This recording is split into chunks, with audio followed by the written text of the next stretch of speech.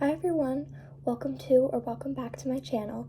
I'm Gianna and today we're going to do a very deep dive into the new Rare Beauty True to Myself Tinted Pressed Finishing Powder. Disclaimer, I am literally just a 15-year-old makeup enthusiast. I just like this stuff. I like doing a lot of research. I am not a professional. I have no degree. I am literally in high school. I am simply just gathering and stringing together information that I've found, and if there is a specific source that I'm using at any point in the video, I will have the source in one of the corners of the video, probably this one. And take everything I say with a grain of salt here, because again, I am not a professional. I am just looking up information and stringing it together to help other people make, I guess, more educated decisions. On the Rare Beauty website, the title of the product is the True to Myself Tinted Pressed Powder, but on the Sephora app, it's the True to Myself Tinted Pressed Talc-Free Finishing Powder. Now, before I made this video or did any research into this, I had no idea what talc was. Never heard of it before, so it was really interesting to learn about it, and I guess I was really just wondering why this would be such a big part of the branding and getting the product sold. By the way, just sorry if I'm constantly looking down. I have a bunch of notes right in front of me to make sure that I'm sticking with what I learned. So, what even is talc? And why is it in a lot of makeup products? Talc's a naturally occurring mineral that can be mined and grinded up and used in powder products. The chemical formula, I'm not going to bother saying it, it's going to be somewhere on the screen. Its main uses in various products is to absorb moisture, prevent caking of makeup, it adds opacity or tint to whatever it's being added into. It helps to improve and smooth the texture of whatever it's being added to, and it adds to the bulk of the product, so it seems like you're getting more product on your brush, your sponge, or even your finger, whatever you're using to apply. So what's talc even used in that we use almost on a daily basis? Obviously, it's used in a lot of pressed powders and cosmetics, but because it's such a mattifying ingredient, it can be used in primers or foundations when grinded up finely in order to moreover cover that mattifying texture. But something interesting is it's also used in baby powder, which will be important in a second. So why is talc bad? Why do they specifically advertise their product as being talc-free? So I think about 2 years ago, there was a documentary that came out, I believe on HBO Max, don't quote me on that, I'm not sure, called Not So Pretty, and it was pretty much a documentary about all of the bad things that were in makeup and how just horrible it is. And usually, according to Lab Muffin Beauty Science, a documentary like that comes out every 2 to 3 years, and everyone rushes to throw away makeup products with whatever ingredient they talk about. And the main focus of, I think it's in an episode series. I haven't watched it because I don't have HBO Max, but the main thing that they were talking about was talc. Dr. Michelle Wong, the leader of Lab Muffin Beauty Science, had stated that in the documentary, they were mostly quoting lawyers from a specific case that was regarding talc and medical issues, and not scientists or product testers or solid, knowledgeable people on the actual ingredient. So essentially, in the early 2010s, there was a lawsuit against the company Johnson & Johnson for their baby powder product.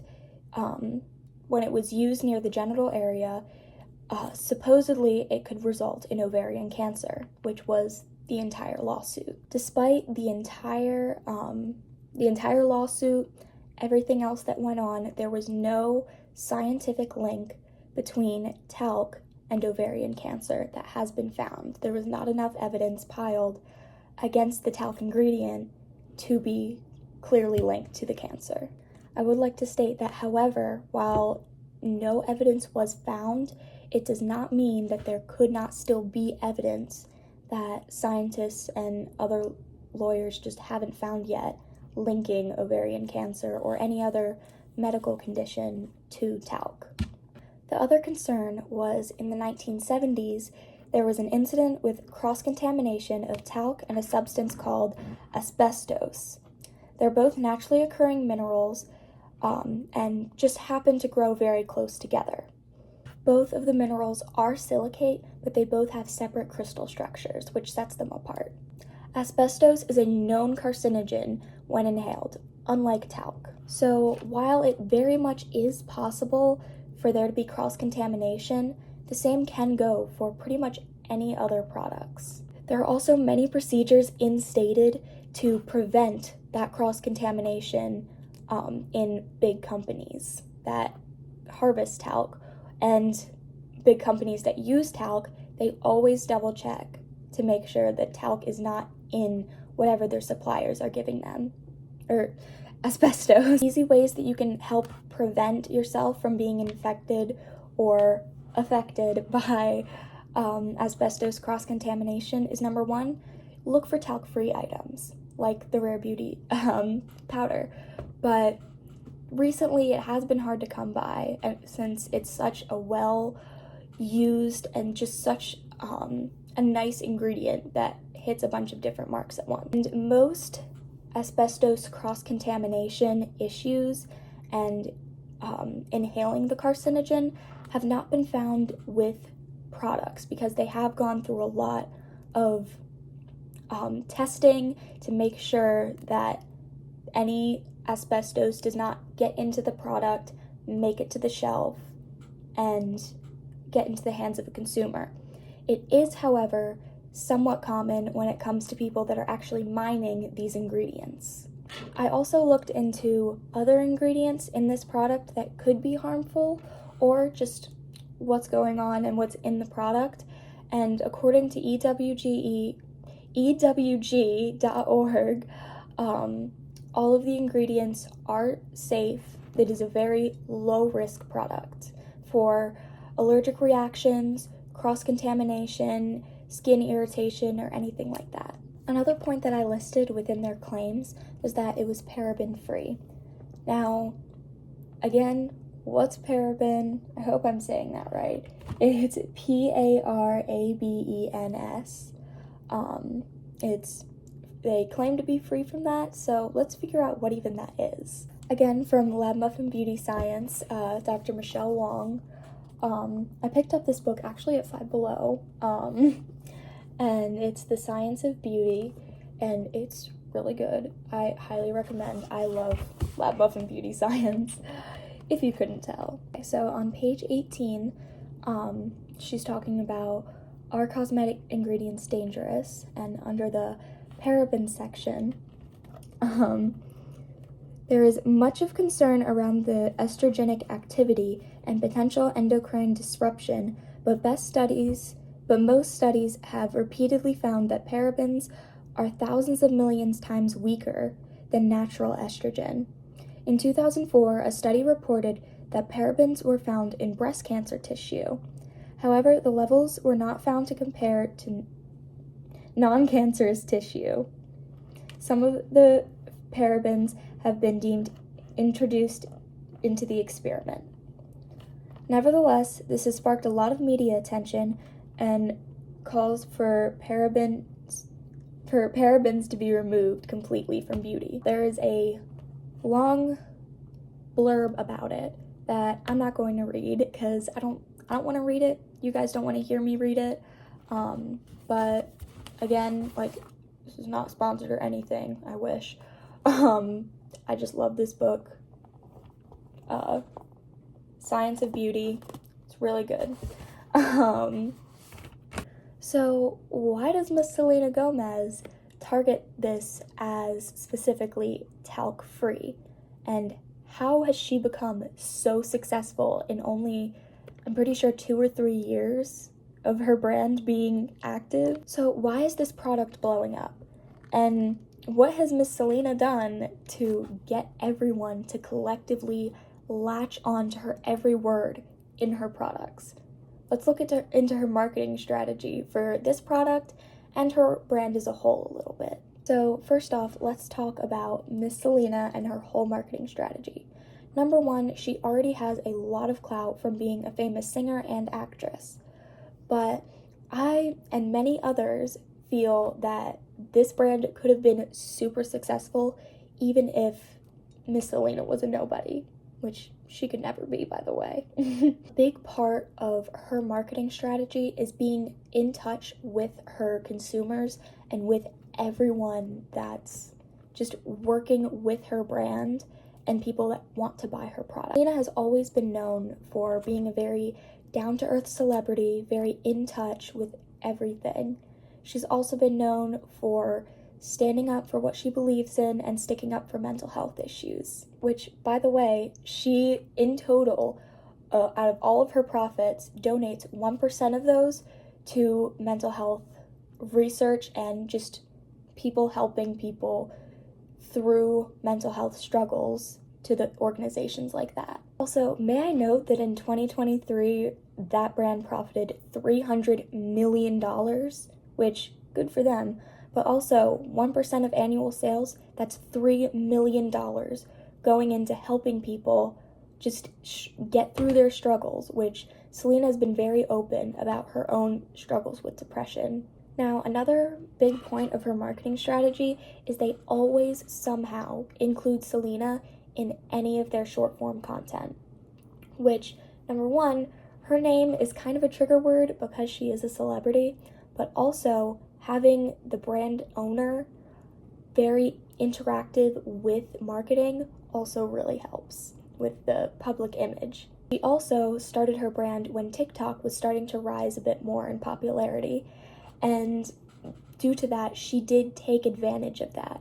She realized that attention spans are shortening, so any of her videos of short form content are 15 seconds or less usually, and that always keeps people engaged, entertained, and is always super interactive with the viewers online. Also, by the way, she just has super cute packaging, which is kind of a big part of that, but like, come on, it's so cute. Like, look at that. It's so cute. Who wouldn't want to buy it just for the packaging? And another big thing about Rare Beauty is they love using buzzwords, which I like buzzwords too, because that helps me know when I'm looking at a product, it helps catch my attention and know kind of what I'm signing up for and what I'm clicking on. So by them using talc free right in big in the title of their product on the Sephora app, that catches people's attention because it was such a big thing.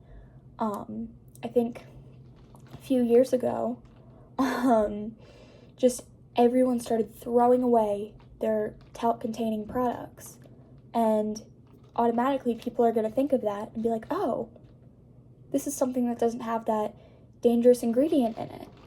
So they're more likely to click on the link and look at the product, and therefore more likely to buy it. The thing just with the product in general is how she's selling the actual powder and the puff and the little bag separately, which for us consumers and for people with a spending problem, that's not good for our wallets necessarily, but it's great for the company, because unless you're getting PR, which Selena right here available,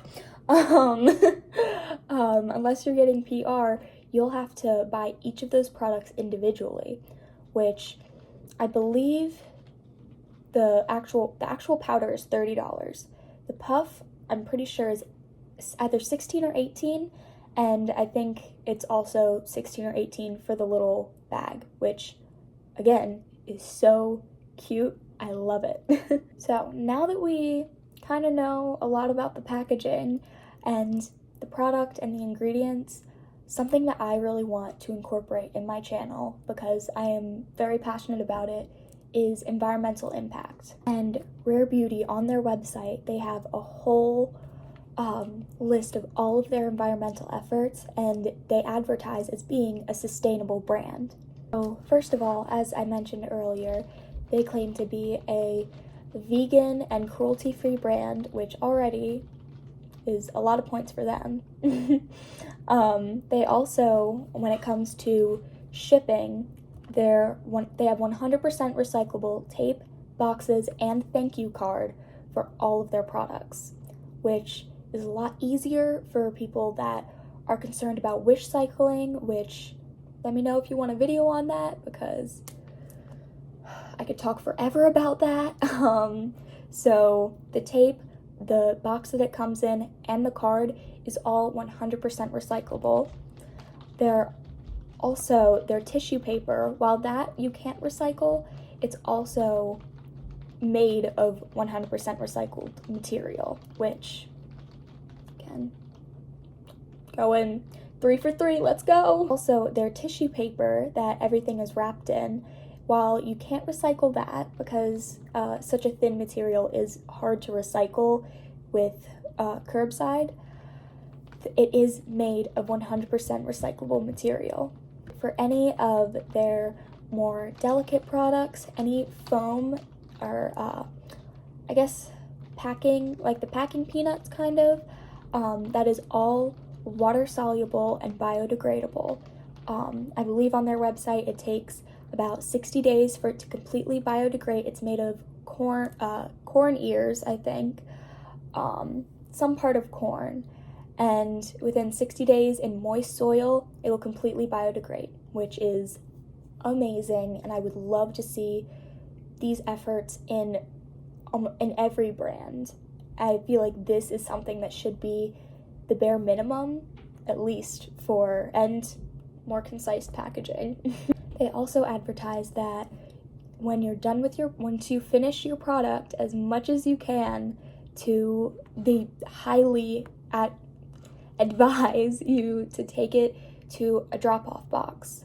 So pretty much at full-size Sephora's, which I don't have near me unfortunately, or full-sized Ulta's, or I think even Nordstrom, they might have stopped, but they have little drop-off boxes, which I have a whole bunch of containers to drop off later, where they will take each of the packaging, make sure it's all clean, separate it, and make sure that it can properly be recycled into new makeup packaging, which is amazing, and I'm so glad that big stores like Sephora and Ulta are incorporating this.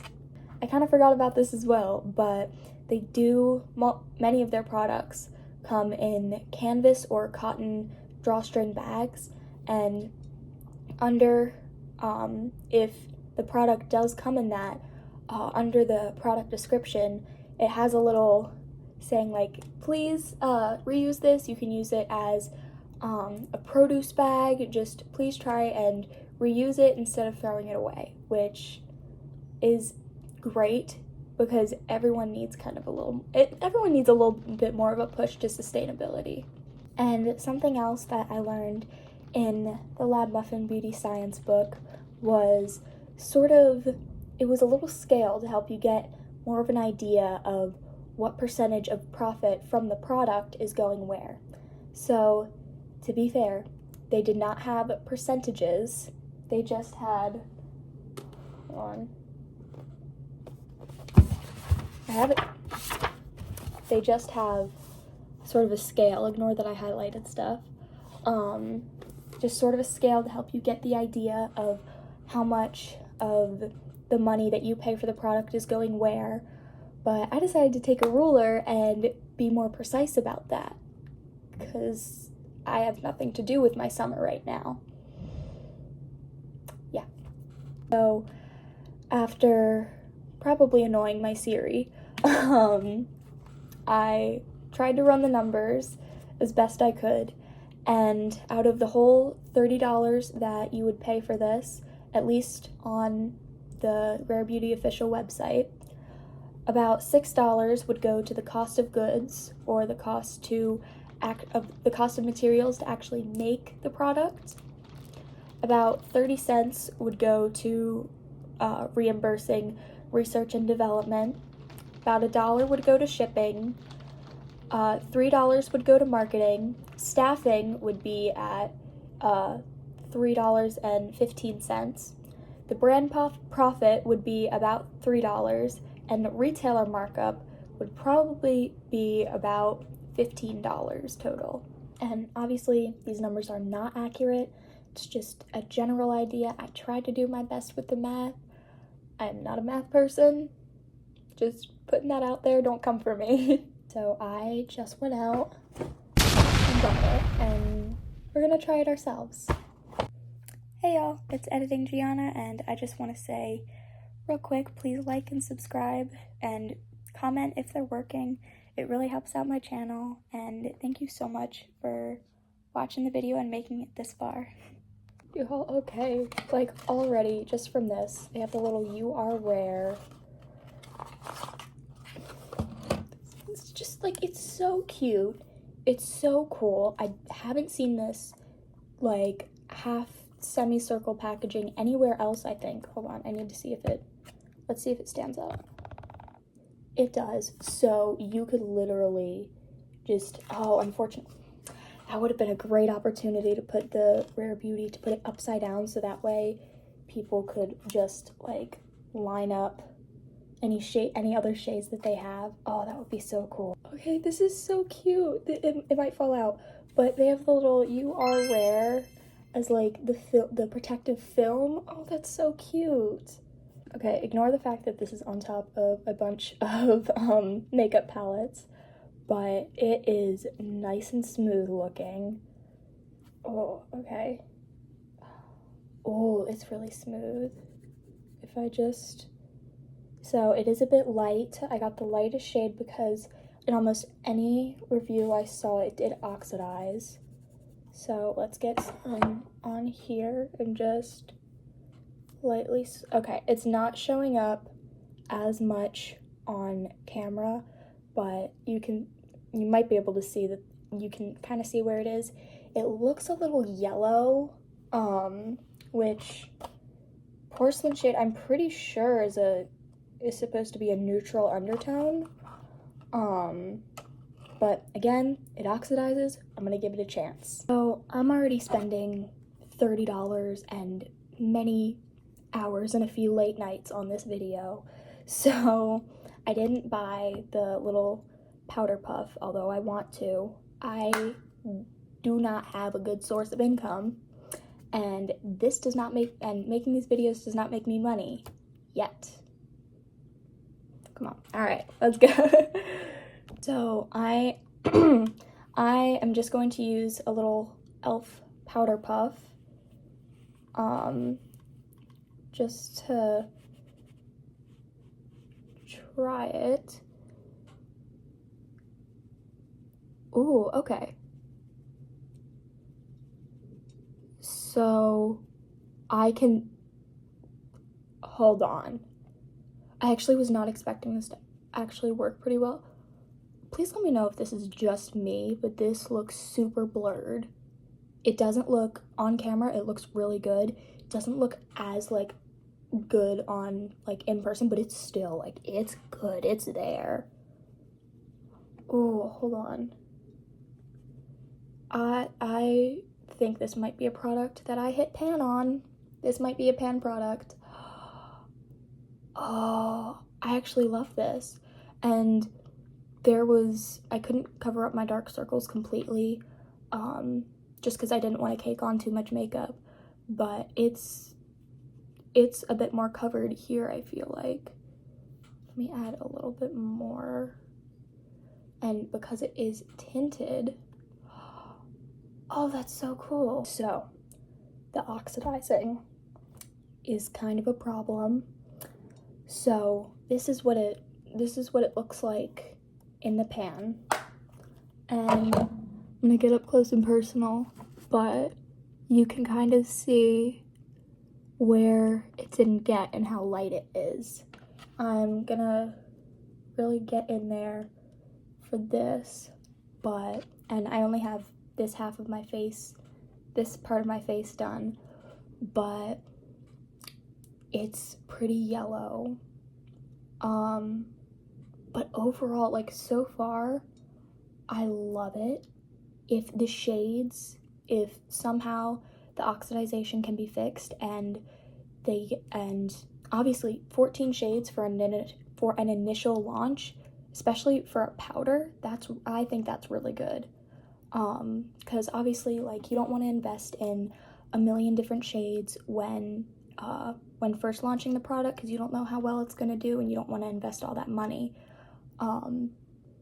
But something that I like, you can kind of see around my mouth a bit where I didn't get it all that much because I have a lip gloss on. It's a lot lighter, but I do like this. I feel like if the oxidization is fixed, or at least improved, and they have like a disclaimer or something, and have a wider shade range, I think that this would be like a great bestseller. So I'm just using the Mabaline Age Rewind as a foundation, and I am running out. I had already done my makeup. I hadn't set it.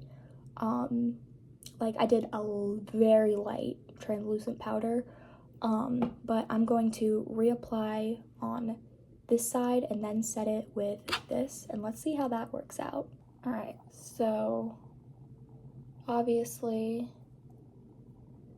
this is going to cover up my blush and stuff. I'm really just painting it on.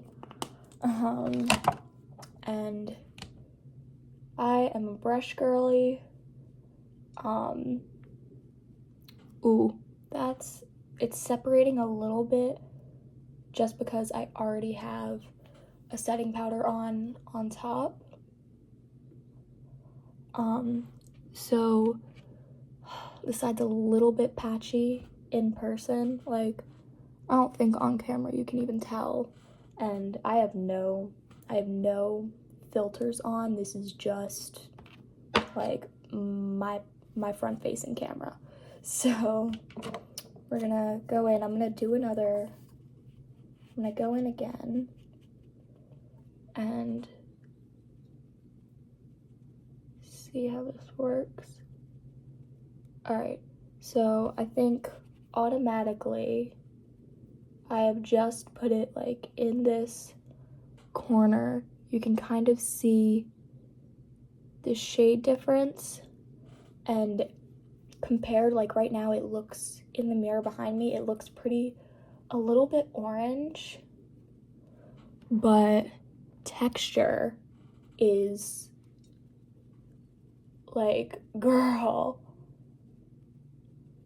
honestly, I'm just blown away, because I will admit, my hopes for this were not sky high, but I'm actually, I really want to keep this product, or I might, okay, hold on. So I haven't done my forehead, so shades don't really match, but it's on top of fresh foundation.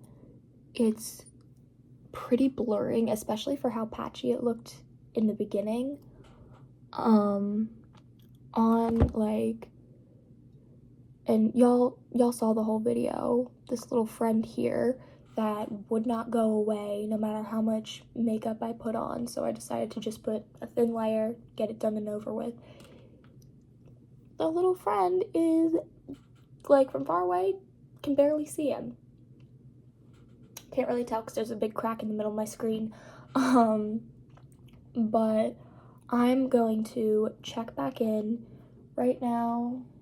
I'll put whatever time it is here, and I'll check back in about an hour because it says it won't crease. It's not going to, it's long wearing, long lasting, so let's see how it holds up after an hour. Also forgot that she said you could apply this with a brush as well and it would get just as good of a finish. So I did half my forehead. I'm sorry. So I'm just going to get a little bit, not a whole lot, on my brush and just lightly work the bristles in. Okay, I think that's the issue maybe, is that when you use the puff, it is going to be more full coverage. Well, obviously, but it does not look as orange on this half. But I'm not going to add any more. I'm gonna check back in an hour. It is currently 4:15, and yeah, see you in an hour. Hi, I'm back, and I kind of lied because it's been 2 hours because I wanted to make sure that the product had enough time to settle, fully oxidize, and settle into any creases in case. Honestly, the orangeness has calmed down. It is still so, like, other than on, like, my, at, like, little dots of acne, it's, like, pretty much perfect, blurred, and smooth. Like, on my, now I am a forehead furrower. I do this all the time, even when I'm focused on stuff. And, like, frown lines, like, you'd have to be staring at my forehead to see anything. And the thing is that you do see barely anything. Now, my under eyes, they have creased, but the thing is, like, obviously, no product is perfect. And my under eyes were already creasing before I put the product on, but it's not terrible like some others. My skin feels hydrated. It does not feel dry. It feels like I have a thin layer of loose setting powder while I put like a fairly heavy amount of a tinted powder on with a puff. So honestly, I would recommend this product. I really like it. Okay, so thank you so much for watching this whole video. If you have, you get a cookie. Thank you. Like, seriously, I know that this has been a long video. Thank you for holding out. Please like, subscribe. If the comments are on, please comment, just anything to help boost my channel. Again, I am not sponsored by Rare Beauty and anything that I mentioned here. And please, like, share this with somebody because this has taken me many long nights, $30, and it's a lot of work went into this video. So thank you so much. Have a wonderful day, and I love you.